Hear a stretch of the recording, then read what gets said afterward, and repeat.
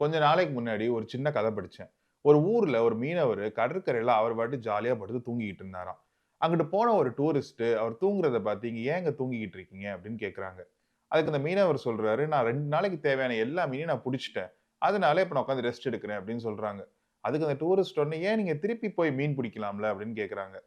அந்த மீனவருக்கு புரியல. "எதுக்குங்க நான் திருப்பி மீன் பிடிக்கணும்?" அப்படின்னு கேட்டதுக்கு, "என்னங்க மீன் நீங்க புடிச்சீங்கன்னா, இன்னும் நெறைய மீன் நீங்க விக்கலாம்ல." அப்படின்னு சொல்றாங்க. அந்த மீனவர் திருப்பி கேட்கிறாரு, "எதுக்குங்க இன்னும் நெறைய மீன் விக்கணும்?" அப்படின்ட்டு. அந்த டூரிஸ்ட் திருப்பி அதுக்கு சொல்றாங்க, "என்னங்க நெறைய மீன் வித்தீங்கன்னா, நெறைய காசு கிடைக்கும். நெறைய காசு கிடைச்சீங்கன்னா, இன்னும் 2 போட் வாங்கி போடலாம்ல." அப்படின்னு சொல்றாங்க. அந்த மீனவருக்கு அப்பவும் புரியல. 2 போட் வாங்கி போட்டு நான் என்னங்க பண்ண போறேன்? அப்படிங்கிறாரு. இப்ப தான் அந்த டூரிஸ்ட் சொல்றான், "என்னங்க நீங்க போட் வாங்கி போட்டீங்கன்னா, நெறைய காசு சம்பாதிக்கலாம். நெறைய காசு சம்பாதிச்சீங்கன்னா, சீக்கிரம் ரிட்டயர் ஆயிட்டு, நீங்க பாட்டுக்கு படுத்து தூங்கலாம்ல." அப்படின்னு சொல்றாங்க. அதுக்கு அந்த மீனவர் கோவப்பட்டு, "யோவ்!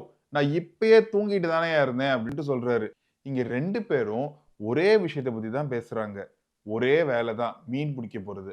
ஆனா அதுக்கான காரணம் வேற வேற காரணங்கள் சொல்றாங்க.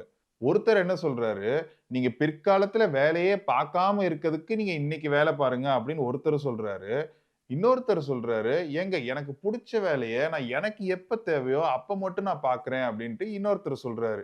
சோ இங்க ப்ராப்ளம் வேல பார்க்கிறது கிடையாது. எதுக்காக வேல பார்க்கிறோம் அப்படின்றது தான். அண்ட் இத தான் பாரி ஷ்வார்ட்ஸ்ன்னு ஒரு சைக்காலஜிஸ்ட் ஐடியா டெக்னாலஜி அப்படின்னு சொல்றாரு. அதாவது ஒரு ப்ராப்ளம நீங்க எப்படி டிஃபைன் பண்றீங்களோ, அதுக்கு ஏத்த மாரி தான் நீங்க சொல்யூஷன் அதுக்கு தருவீங்க அப்படின்னு சொல்றாங்க. ஒரு உதாரணத்துக்கு ஒரு மனுஷன் அவன் வறுமைக்கு காரணம் கடவுளின் சித்தம் அப்படின்னு நினைச்சான்னா, அவன் கடவுள்கிட்ட போய் ப்ரே பண்ணுவான். அதே இது அவன் வறுமைக்கு காரணம் இயலாமை அப்படின்னு நினைச்சான்னா, ஓரமா உட்கார்ந்து குறுகி அழுதுகிட்டு இருப்பான். அண்ட் அதே இது அவன் வறுமைக்கு காரணம் மேல இருக்க கார்ப்பரேட்ஸ்லாம் வந்து நம்மள புஷ் பண்ணி நம்மள்ட்ட இருந்து புழிஞ்சு இருக்க வேலையெல்லாம் வாங்குறாங்க அப்படின்னு நினைச்சாங்கன்னா, அவன் எந்திரிச்சு போராடுவான். சோ நீங்க எப்படி ஒரு ப்ராப்ளம டிஃபைன் பண்றீங்களோ, அதுக்கு ஏத்த மாரி நீங்க அதுக்கான ரெஸ்பான்ஸ தருவீங்க.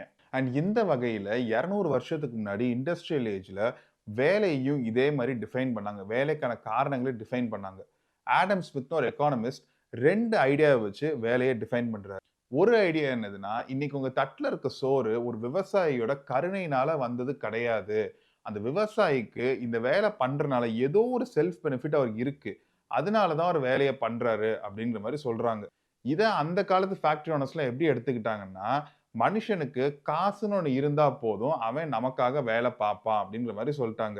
அண்ட் அந்த காலத்து ஃபேக்டரி வொர்க்கர்ஸ்க்கும் அன்னைக்கு அது ஒர்க் ஆச்சு. ஏன்னா, நிரந்தரமே இல்லாத வாழ்க்கை, பசி பட்டினின்னு கிடந்த மக்களுக்கு, "நீ 1 மணி நேரம் வேல பார்த்தன்னா, உனக்கு இவ்வளோ சம்பளம் தரேன்" அப்படின்னு சொன்னது ஒரு வரப்பிரசாதம் மாரி இருந்தது. அண்ட் ஆடம் ஸ்மித் சொன்ன 2வது ஐடியா, ஒரு மனுஷன் வெவ்வேற வேலைகள் மாத்தி மாத்தி செய்யும்போது, அவனோட புரொடக்டிவிட்டி அவன் ஒரு சோம்பேறி அப்படின்னு சொல்ற அளவுக்கு கீழ போயிடும் அப்படின்னு சொல்றாரு. இதோட சிம்ப்ளிஃபைடு வெர்ஷன் என்னதுன்னா, ஒரு பேக்கரியில வேல பார்க்குற ஒருத்தரு, அவரே கடைக்கு போய் மாவு வாங்கிட்டு வந்து, அந்த மாவ பெனஞ்சு, அவன்ல வச்சு, அத வித்து, அதுக்கு டாக்ஸ்லாம் பார்த்தாரு அப்படின்னா, அந்த ஆளோட புரொடக்டிவிட்டி அண்ட் அந்த பேக்கரியோட புரொடக்டிவிட்டியே பார்த்தீங்கன்னா, ரொம்ப கம்மியாயிடும் அப்படின்னு சொல்றாரு. சோ அதுக்காக அவர் சொல்ற சொல்யூஷன் என்னதுன்னா, ஒவ்வொரு வேலைக்கும் ஒரு ஆள் பண்ணாருன்னா, அந்த பேக்கரியோட புரொடக்டிவிட்டி இன்னும் நெறைய கூடும் அப்படின்னு சொல்றாரு. அண்ட் இதத்தான் டிவிஷன் ஆஃப் லேபர்ன்னு அந்த காலத்துல ஃபேக்டரிஸ் இன்ட்ரோடியூஸ் பண்ணாங்க. ஒவ்வொரு வேலையும் ஒரு ஃபேக்டரி லைன்ல ஒரு ஆள் பண்ற மாரி கான்செப்ட் இருந்தது. அண்ட் இந்த 2 ஐடியாவுமே இண்டஸ்ட்ரியல் ஏஜ்ல ரொம்ப நல்லா வொர்க் ஆச்சு. ஆனா ப்ராப்ளம் என்னன்னா, 200 வருஷத்துக்கு முன்னாடி இண்டஸ்ட்ரியல் ஏஜ்ல டெவலப் ஆன சிஸ்டம் இன்னைக்கு கம்ப்யூட்டர் காலத்திலயும் அதே மாரி ட்ரான்ஸ்ஃபர் ஆயிருக்கு. ஃபேக்டரியில ஒரு காருக்கு 1/2 மணி நேரத்துல ஒரு டோர ஃபிக்ஸ் பண்ண முடியும் அப்படின்னு இருந்துச்சுன்னா, அவங்க ஈஸியா மெஷர் பண்ணிடலாம். 6 மணி நேரத்துல 16 டோர் ஃபிக்ஸ் பண்ணலாம் அப்படின்ட்டு. அந்த டெக்னாலஜி மாறுற வரைக்கும் அந்த டைமிங் வந்து மாறவே மாறாது. இன்ஃபாக்ட் ஃபேக்டரிஸ்ல வந்து ஸ்டாப் வாட்ச் வச்சு மெஷர் பண்ணுவாங்க. கரெக்ட்டா எவ்ரி ஹார் வந்து 2 டோர் புரொடியூஸ் ஆகுதா அப்படின்ற மாரி. ஆனா ஆஃபீஸ் ஜாப்ஸ்ல அப்படி கிடையாது. ஒரு உதாரணத்துக்கு இப்ப பேங்க் ஜாப்ஸ் எடுத்துக்கிட்டீங்கன்னா, ஒரு பேங்க் கேஷியரால சராசரியா 100 கஸ்டமர் ப்ராசஸ் பண்ண முடியும் அப்படின்னு வச்சுக்கலாம். ஒரு சுறுசுறுப்பா நல்லா வேலை பார்க்குற ஒரு மனுஷனால 150 கஸ்டமரையும் ப்ராசஸ் பண்ண முடியும். அதே மாரி சோம்பேறியா வேலையே பார்க்காதவரால 50 கஸ்டமரும் ப்ராசஸ் பண்ண முடியும். சுறுசுறுப்பா வேலை பண்றனால ஒருத்தருக்கு நெறைய சம்பளமும் குடுக்க போறதில்ல. சோம்பேறியா வேலை பார்க்கறனால அவருக்கு சம்பளத்த குறைச்சு குடுக்க போறதும் இல்ல.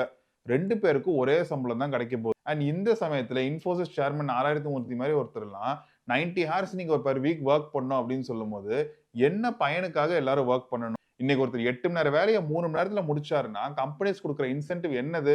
5 மணி நேரம் ஃப்ரீயாவா தராங்க, நீங்க ஆஃப் எடுத்துக்கோங்கன்ட்டு, அவங்களுக்கு இன்னும் அடிஷனல் ஒர்க் தான் குடுக்குறாங்க. நீங்க சம்பளமும் கூட்டி தரமாட்டீங்க அப்படின்னு சொன்ன காலத்துல, ஆடம் ஸ்மித்தோட ஃபர்ஸ்ட் ரூல் அதாவது மனுஷன் அவனோட ஒரு செல்ஃப் பெனிஃபிட்க்கு தான் வேலை பார்க்குறான் அப்படின்ற கான்செப்ட் கம்ப்ளீட்டா பிரேக் ஆயிருது. ஏன்னா நீங்க எக்ஸ்ட்ராவா எந்த இன்சென்டிவும் குடுக்க போறதில்ல. அண்ட் 2வது ஐடியா டிவிஷன் ஆஃப் லேபர்ங்கிற கான்செப்ட் நீங்க ஆஃபீஸ் ஜாப்ல எதிர்பார்க்கவே முடியாது. ஒரு நாளைக்கு நீங்க இமெயில் அடிக்கிறீங்க, நெகோஷியேட் பண்றீங்க, பிரசன்டேஷன் பண்றீங்க, Instagram, YouTubeன்னு பல டிஸ்ட்ராக்ஷன்ஸ் இருக்கு. எவ்வளவோ விஷயங்கள் நம்மள டிஸ்ட்ராக்ட் பண்ணி நம்ம புரொடக்டிவிட்டிய கம்மி பண்ணிக்கிட்டு தான் இருக்கு. ஸோ புரொடக்டிவிட்டிய மெஷர் பண்றதுங்கிறது ரொம்ப ரொம்ப கஷ்டம். ஆடம் ஸ்மித்தோடைய 2வது ஐடியா கம்ப்ளீட்டா இங்க யூஸே ஆகாது. ஸோ இந்த கான்செப்ட் அதாவது ஒரு நிரந்தர சம்பளத்துக்கு நிரந்தர நேரம் வேலை பார்க்குறோம் அப்படின்ற கான்செப்ட் எப்படி ஒரு ஃபேக்டரி ஒர்க்கருக்கு வரப்பிரசாதமா அமைஞ்சதோ, இன்னைக்கு நாலேட்ஜ் ஒர்க்கர்ஸ்க்கு அதுதான் ஒரு ப்ராப்ளமாவும் இருக்கு. ஆனா பிரச்சனை என்னன்னா, இந்த சிஸ்டமும் கூடிய சீக்கிரத்துல எங்கேயும் வெளிய போகாது. நீங்க வேலை பார்க்க மாட்டேன் அப்படின்னு சொல்லிட்டு எங்கேயும் போ முடியாது. ஏன்னா நாளைக்கு சோத்துக்கு நீங்க எங்கேயோ ஒரு இடத்துல வேலை பார்க்க தான் செய்யணும். ஆனா நீங்க பார்க்குற வேலை வெறும் காசுக்காக மட்டும் நீங்க பார்க்குறீங்கன்னா, அந்த வேலை உங்களுக்கு பெரிய பாரமா தான் தெரியும். ஸோ உங்க வேலையில இப்ப நான் அடுத்து சொல்லப்போற 4 விஷயத்துல ஏதாச்சும் ஒரு விஷயம் இருந்துச்சுன்னா, அந்த பாரம் உங்களுக்கு கொஞ்சம் குறையும். மொத விஷயம் பர்ப்பஸ். நல்ல காரணம். இன்னைக்கு நெறைய கம்பெனி சம்மந்தமே இல்லாம ஒரு எம்ப்டி வேர்டா யூஸ் பண்றது. "We give you a purposeful career" அப்படின்ற மாரிலாம் சொல்லுவாங்க. ஆனா பர்ப்பஸ்ங்கிறது உங்களுக்கு பெர்சனலான ஒரு விஷயம். உங்களுக்கு நீங்க வேலை பார்க்கறதுக்கு ஏதோ ஒரு காரணம் இருக்கணும். ஃபார் எக்ஸாம்பிள் நான் ஜெர்மனில வொர்க் பண்ணிட்டு இருக்கும்போது ரோட் சேஃப்டி கான்ஃபரன்ஸ்க்கு ஒண்ணுக்கு போனேன். அங்க ஒரு லேடி வந்து ஒரு டாக் குடுத்தாங்க. அவங்களோட குழந்தைய ஒரு ரோட் கிராஷ்ல அவங்க இழந்தனால அவங்க வாழ்க்கை ஃபுல்லா கடந்த 20 வருஷமா அவங்க ரோட் சேஃப்டில இனிமேட்டு இப்படி ஒரு குழந்தை என் குழந்தை இறந்து போன மாரி இறந்து போகக்கூடாது அப்படின்ற ஒரு காரணத்துக்காக தான் அவங்க வாழ்க்கை ஃபுல்லா அர்ப்பணிக்கிறாங்க. அவங்களோட வாழ்க்கையில காசு வந்து அவங்கள டிரைவ் பண்ணல நீங்க வேலை பார்க்கணும் அப்படின்றதுக்கு. அவங்களுடைய இந்த ஆம்பிஷன் அண்ட் பர்ப்பஸ் மட்டும் தான் அவங்கள டிரைவ் பண்ணிக்கிட்டு இருக்கு. 2வது விஷயம் மாஸ்டரி. ஏதோ ஒரு ஸ்கில்லுல நீங்க திறனாளியா ஆகுறது. என்னோட கரண்ட் ஜாப்ல ப்ரொக்யூர்மென்ட் டீம்ல எனக்கு தெரிஞ்ச ஒரு நண்பர் இருக்காரு. அவருக்கு ஈஸியா ஒரு 55 வயசு இருக்கும். பயங்கர எக்ஸ்பீரியன்ஸ்டான ஆளு. அவர் ப்ரொக்யூர்மென்ட்ல தெரியாத விஷயமே கிடையாது. எனக்கு ரொம்ப ஆச்சரியமா இருக்கு. எதனால அவர் வந்து புரமோஷன் ஒரு கான்செப்ட்டே அவருக்கு வரல. ஏன்னா அவரோட மேனேஜர் அவர விட கிட்டத்தட்ட ஒரு 15 வயசு சின்னவங்களா இருப்பாங்க. ஸோ நான் ஒரு நாள் கேட்டேன். "நீங்க ஏன் வந்து நீங்க புரமோட் ஆயி அடுத்த ஜாப்க்குலாம் போல?" அப்படின்ட்டு. அவர் சிம்பிளா ஒண்ணு சொன்னாரு. "எனக்கு இந்த வேலையில ரொம்ப புடிச்சது, நான் பலவிதமான புது டெக்னாலஜிஸ் பத்தி கத்துக்கிறேன். அண்ட் எப்படி என்னோட இந்த ப்ரொக்யூர்மென்ட் நாலேட்ஜ இந்த புது டெக்னாலஜிஸ்ட்ட எப்படி யூஸ் பண்ணலாம் அப்படின்றத நான் குடுக்குறேன். இந்த நாலேட்ஜ நான் மத்தவங்களுக்கு ஷேர் பண்ணும்போது, எனக்கு வந்து மனசு நிறைவா இருக்கு. அண்ட் நானும் நெறைய கத்துக்கிற மாரி இருக்கு" அப்படின்னு சொல்றாரு. நான் இதே இது நேரம் புரமோட் ஆயி போயிருந்தேன்னா, என்னைய மாரி 4 பேர மேனேஜ் பண்ற மாரி தான் இருந்திருக்கும். ஆனா அந்த மேனேஜ்மென்ட் ஜாப்ல எனக்கு இன்ட்ரெஸ்ட்டும் இல்ல. எனக்கு மனநிறைவு கிடைச்சிருக்குமான்னு தெரியாது. ஆனா இங்க நான் லேர்ன் பண்ற விஷயங்கள்னால எனக்கு ரொம்பவே மனசு நிறைவா இருக்கு அப்படின்னு சொல்றாரு. 3வது அட்டானமி. நீங்க என்ன வேலை பார்க்கணும் அப்படின்றதுல உங்க கண்ட்ரோல் இருக்குது. நம்ம முதல்ல பார்த்த கதையில அந்த மீனவரோட கதை அதுதான். அவர் எப்ப வேலை பார்க்கணும், என்ன வேலை பார்க்கணும் அப்படின்றது அவரோட டிசிஷன்ல அவரு புடிச்ச மாரி பண்றது. ஸோ இந்த விஷயத்தையும் நீங்க உங்க வேலையில எக்ஸ்பெக்ட் பண்ணணும். அண்ட் 4வது ஃபுல்ஃபில்மென்ட். மொத்தத்துல நீங்க பார்க்குற வேலை உங்களுக்கு மனநிறைவு தருதா அப்படின்னு நினைக்கிறது தான். இது ஃபுட் இண்டஸ்ட்ரியில நீங்க நெறையவே பார்க்கலாம். உஸ்தாத் ஹோட்டல் படம் பார்த்திருந்தீங்கனாலும், உங்களுக்கு அது என்னங்கிறது நல்லாவே புரியும். நம்ம வீட்டுல ஹவுஸ் வைஃப்ஸா இருக்கட்டும், இல்ல ஹவுஸ் ஹஸ்பண்ட்ஸா இருக்கட்டும், இல்ல யாருனாலும் சரி, அவங்க பார்க்குற வேலை, அவங்க முக்கியமான ரீசன் என்ன சொல்லுவாங்கன்னா, "என் குடும்பத்துக்காக நான் பண்றது எனக்கு மனசு நிறைவா இருக்கு" அப்படின்னு சொல்லுவாங்க. ஸோ அப்படி வேலை பார்க்குறவங்கள என்னைக்குமே கிராண்டடா எடுத்துக்காதீங்க. எப்பயுமே தேங்க்ஃபுல்லா அண்ட் இந்த 4 டைப்ஸ் ஆஃப் மோட்டிவேஷன தான் இன்ட்ரின்சிக் மோட்டிவேஷன் அப்படின்னு சொல்லுவாங்க. அதாவது சம்பளமே குடுக்கலனா கூட, என்னோட இன்டர்னல் பிளஷர்க்காக நான் வந்து மோட்டிவேட்டடா பண்றேன் அப்படின்னு சொல்றது தான் இன்ட்ரின்சிக் மோட்டிவேஷன். ஸோ இந்த இன்ட்ரின்சிக் மோட்டிவேஷன்ல ஏதோ ஒரு மோட்டிவேஷன் உங்களுக்கு இருந்தா கூட, உங்க வேலை பெரிய பாரமா உங்களுக்கு தெரியாது. ஆனா இது எதுவுமே இல்லாம இன்னைக்கு நீங்க பியூர்லி மனிக்காக மட்டும் தான் வேலை பார்க்குறீங்கன்னா, அத நான் தப்புன்னு சொல்ல மாட்டேன். ஏன்னா எல்லாரோட பெர்சனல் சர்க்கம்ஸ்டான்ஸஸும் வெவ்வேறு தான். ஆனா ஏதோ ஒரு வேலையில நீங்க டெய்லி கொஞ்ச நேரமாச்சும் இன்ட்ரின்சிக்லி மோட்டிவேட்டடா ஒரு வேலைய பண்ணீங்கன்னா, அதுல ப்ராபப்ளி நீங்க நெக்ஸ்ட் ஷிஃப்ட் கூட ஆகுறதுக்கான வாய்ப்பு நெறையவே இருக்கு. இதெல்லாம் எதுக்கு வேலையே இல்லாம ஜாலியா இருந்துறலாம் அப்படின்ற கான்செப்டும் நெறைய பேருக்கு தோணும். ஆனா இன் ரியாலிட்டி அது நடக்கவே நடக்காது. இங்கிலீஷ்ல ஒரு சேயிங்கே இருக்கு. இன்னைக்கு நம்ம உலகத்துல இருக்க பாதி பிரச்சனைக்கு காரணம் ஒரு மனுஷனால 5 நிமிஷம் சும்மா ஒரு ரூம்ல உட்கார முடியாம இருக்குது தான் அப்படின்ட்டு. அதனால மனுஷனால வேலை பார்க்காம இருக்கவே முடியாது. பட் அப்படி பார்க்குற வேலை உங்களுக்கு புடிச்ச மாரி வேலையா பார்த்தீங்கன்னா, லைஃப் ஃபுல்ஃபில்லிங்கா இருக்கும். ஸோ இதே மாதிரி நெறைய டாபிக்ஸ்ல நான் இப்ப நியூஸ் லெட்டரும் எழுத ஆரம்பிச்சிருக்கேன்.